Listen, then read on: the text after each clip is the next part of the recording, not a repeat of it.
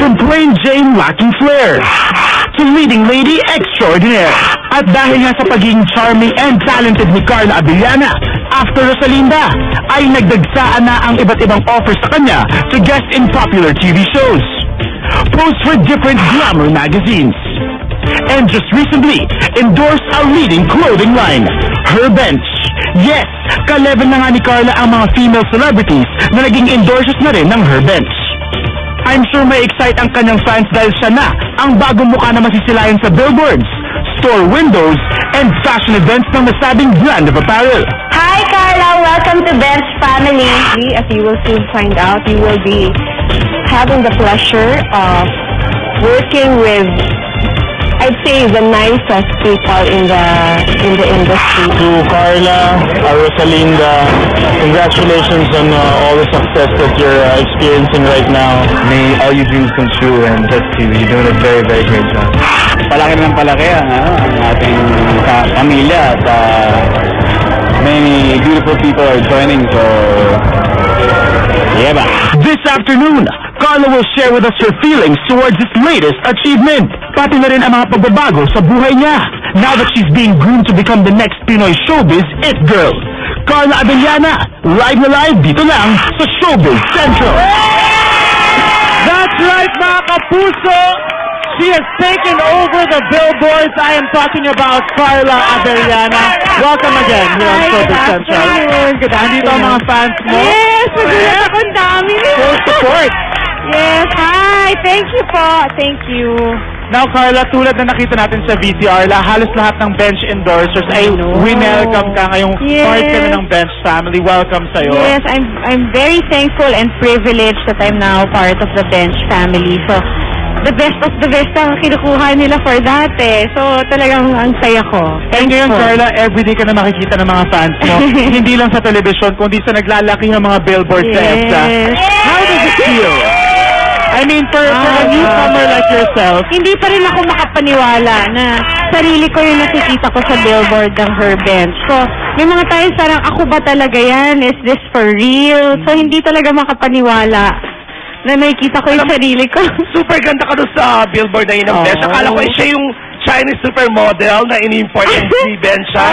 So pretty there. Thank you. At marami rin nagtatanong, magiging part ka na rin ba nung fashion show ng Bench? Yes, definitely. Wow. Next year, meron na yan. I'll officially be part of that. We're very excited for that. Yes, ako din. Carla, alam ko, tulad na sinabi sa VCR, from plain Jane to leading lady extraordinaire.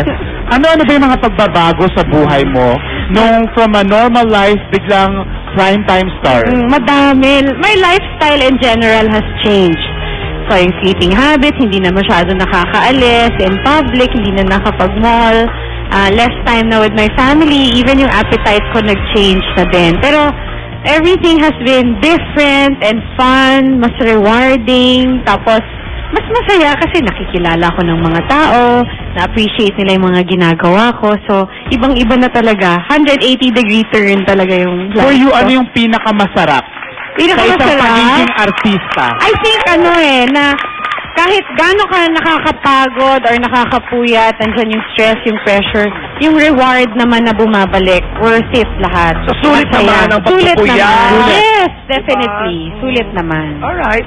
Ito na, mag-iintriga na ako. Kaya nandito si Sweet. Correct.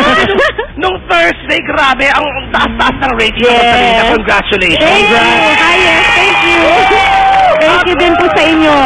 Carla, sa ang usapan yan ay dahil sa nakakaloka at bonggang-bonggang kissing scene nyo. Yes. Jeff scene nyo. Yes. Ni Fernando Jose na pagkagwapo-gwapong si Jeff. Okay.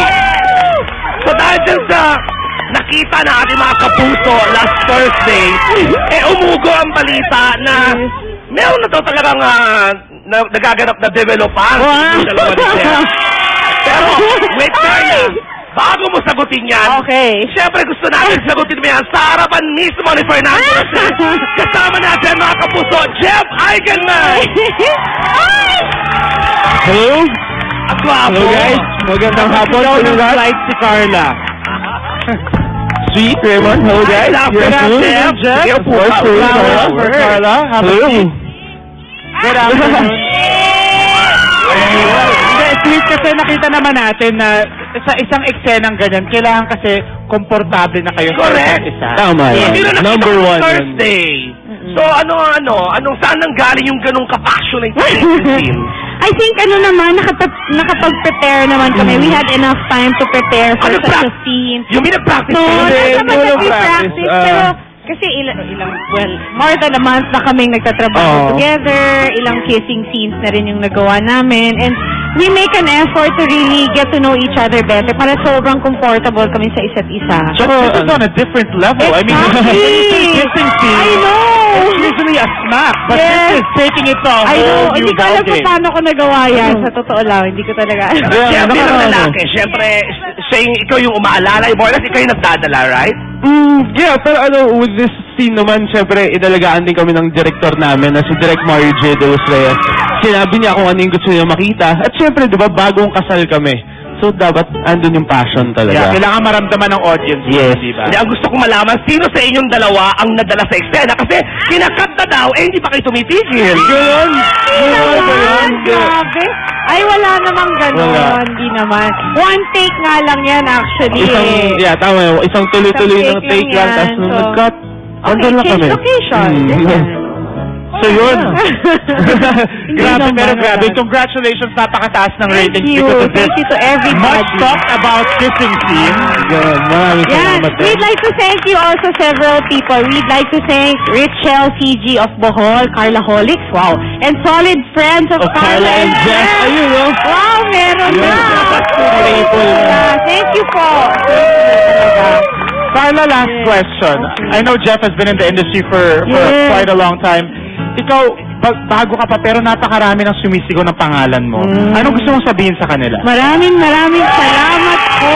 Hindi ko aakalahin na magkakaroon na ako ng fans and ng fan club. So, wow.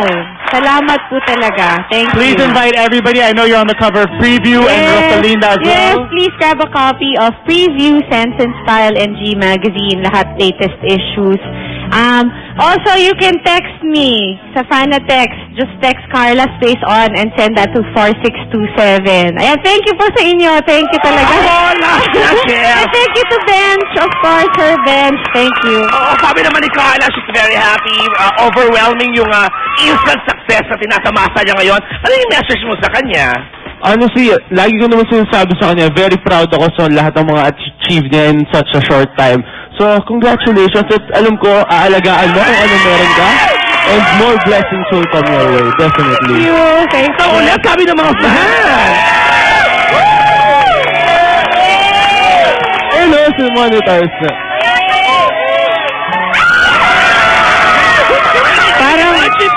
Parang nalito sila doon.